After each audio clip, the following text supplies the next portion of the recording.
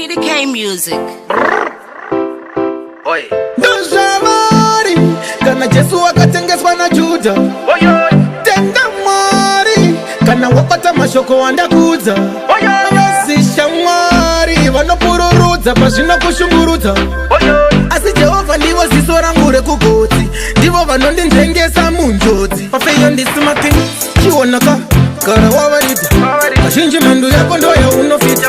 Vakangomirira zuva nemukana, ukasangwara uchazopepuka akurika. Paunozama kusimuka vanovhiringidza, ukaita chakanaka vanovigiridza. Asi pawaita chakaipa vanofambisa nekukurumbidza. Ndozvamaironga izvi kundisekerera zvetizikaizi. Manje pano mulumeno iwe choni usavureto zvamaironga izvi kundisekerera zvetizikaizi. Manje pano mulumeno choni usavureto. Ndavangomira kutipinzira foni atinyengedzwe nemaswiti isisu watisi matoni.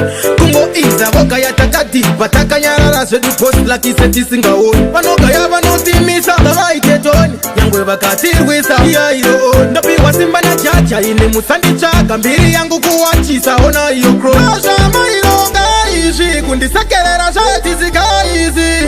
Manje pano mulumeno iwe choni usavureto. Zvamaironga izvi kundisekerera zvetizikaizi. Manje pano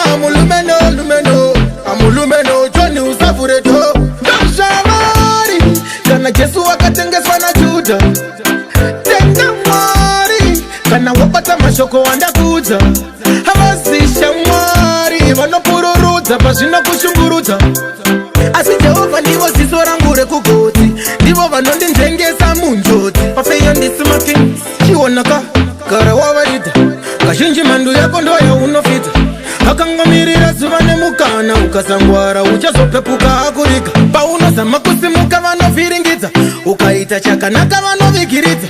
Asi pawaita chakaipa vanofambisa nekukurumbidza. Ndozvamaironga izvi kundisekerera zvetizikaizi. Manje pano mulumeno iwe choni usavureto. Zvamaironga izvi kundisekerera zvetizikaizi. Manje pano